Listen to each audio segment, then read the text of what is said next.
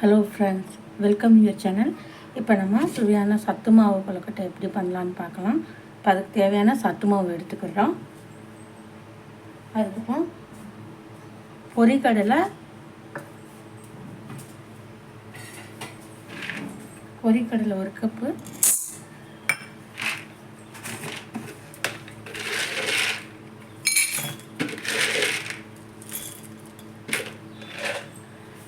நிலக்கடலை 1 கப்பு,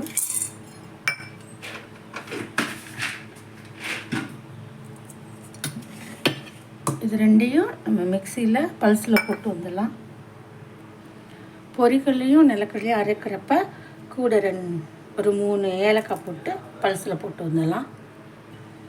இப்போது அரைச்சிட்டு வந்ததை சத்து மாவு கூட சேர்த்துக்கலாம்.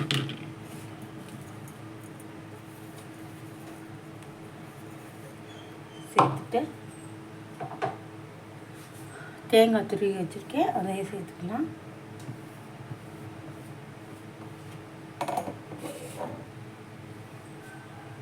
இந்த கப்பில் தான் 1 கப்பு சத்து மாவு எடுத்தோம். இதில் அதே 1 கப்பு நாட்டு சர்க்கரை எடுத்துக்கலாம். 1 கப்பு நாட்டு சர்க்கரை,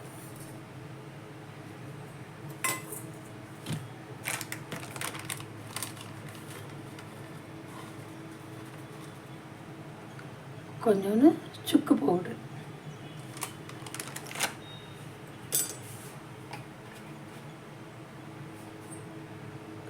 பிஞ்ச் அளவுக்கு உப்பு. ஃபஸ்ட்டு இதெல்லாம் மிக்ஸ் பண்ணிக்கலாம்.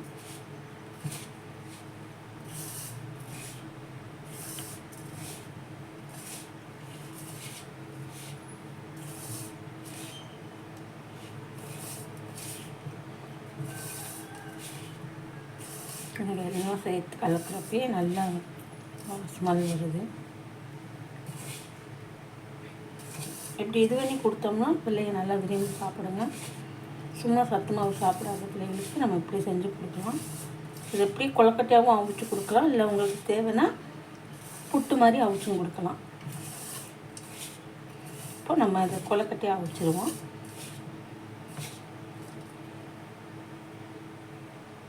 கொஞ்சம் தண்ணி,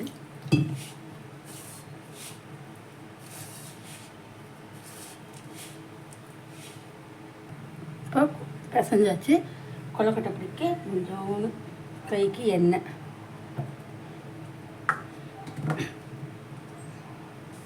வச்சுட்டு இது கொழுக்கட்டையாக பிடிச்சி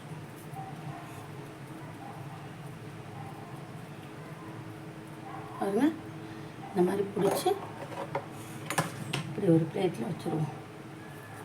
இந்த மாதிரி இருக்க மாவை ஃபுல்லாக பிடிச்சிருவோம்.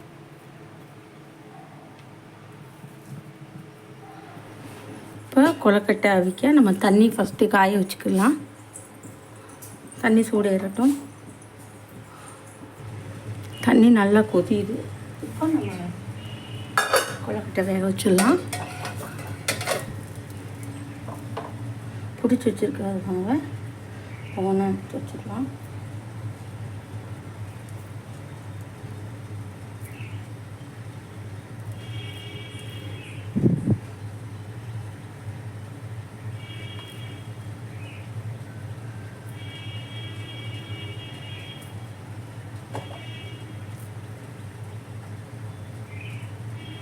இப்போ மூடி போட்டு சிம்மில் ஒரு 10 நிமிஷம் வேகட்டும்.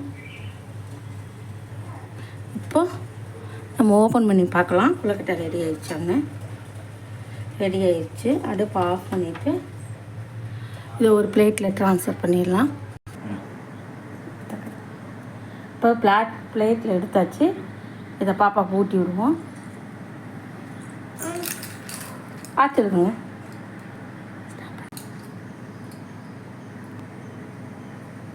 எப்படியா இருக்குது? இதே மாதிரி உங்கள் குழந்தைகளுக்கும் செஞ்சு கொடுங்க. சத்து மாவு பிடிக்காதவங்க கூட சத்து மாவு விரும்பி சாப்பிடுவாங்க. இது பிடிச்சிருந்தா எங்கள் சேனலை சப்ஸ்கிரைப் பண்ணுங்கள், லைக் பண்ணுங்கள், ஷேர் பண்ணுங்கள்.